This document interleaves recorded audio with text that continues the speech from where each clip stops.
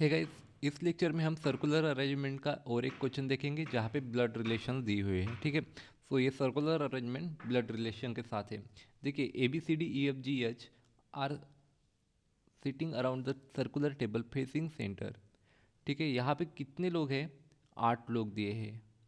सो वो किस तरफ फेस कर रहे हैं? सेंटर की तरफ। तो हम डायग्राम निकाल लेते हैं कि 1 2 3 4 5 6 7 8 लोग हैं और सेंटर की तरफ फेस कर रहे हैं। फिर क्या बोल रहे हैं? There are 4 males and 4 females and no 2 males और 2 females are immediate to each other.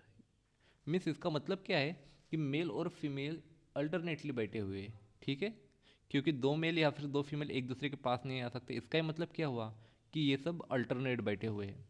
फिर पहली कंडीशन क्या दिया है कि A is wife of H.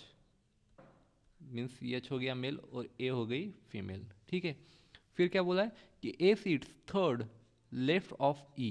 Means E जो है उसके थर्ड लेफ्ट में 1 2 3 ए बैठा है, ए बैठी है। देखिए अभी हमें क्या पता है? ए जो है वो फीमेल है, इतना पता है। और दूसरी चीज़ क्या पता है कि अल्टरनेट बैठे हैं सब लोग, मतलब एक मेल तो एक फीमेल। यहाँ पे अगर फीमेल है तो यहाँ पे फिर मेल आएगा, फिर यहाँ पे फीमेल और यहाँ पे फिर मेल आएगा। इसका मतलब क्या हुआ? ई जो है मेल है। फिर आगे F sit second right of D. फिलहाल हमें पता नहीं कि डी कहाँ पे आएगा और यफ कहाँ पे आएगा, तो हम यहाँ पे लिख रहे हैं F sit second right of D. D के सेकंड राइट में कौन है? यफ है। ठीक है, चलिए फिर आगे। D is not immediate neighbour of A और ई। इसका मतलब क्या हुआ? ना डी यहाँ पे आ सकता है ना यहाँ पे आ सकता है, ना यहाँ पे ना यहाँ पे, राइट। तो डी के लिए बची कौन सी 2 जगह है? 1 2।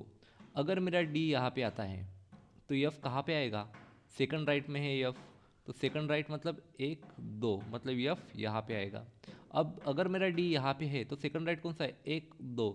यहाँ पे यफ आना चाहिए पर यहाँ पे ऑलरेडी ए है, तो मतलब डी की ये पॉसिबिलिटी भी गलत हो जाती है। सो हमें डी और यफ की फिक्स जगह पता चली। अब देखिए यहाँ पे मेल है, फिर यहाँ पे फीमेल आएगी, फिर यहाँ पे मेल आएगा, फिर यहाँ पे फीमेल, यहाँ पे मेल, मतलब एफ और डी दोनों मेल है। ठीक है, आगे H and C are immediate neighbour of each other.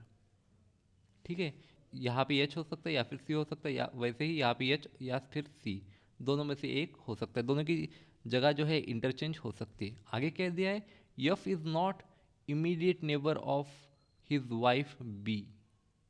F जो है, यफ की जो कौन वाइफ है? बी है। ये पता चला वो अपने वाइफ की इमीडिएट नेबर नहीं है। इसका मतलब क्या हुआ? बी अगर यहाँ पे नहीं आ सकता तो बी को यहाँ पे ही आना पड़ेगा, राइट। और कोई जगह बची ही नहीं है। फिर एक जगह बची है और एक ही पर्सन बचा है, जी, राइट। सो बाय डिफ़ॉल्ट फिर जी यहाँ पे ही आएगा क्योंकि उसके लिए दूसरी कोई जगह ही बची नहीं है। अब देखिए दोनों साइड में मेल है तो बीच में कौन आएगी? फीमेल आएगी।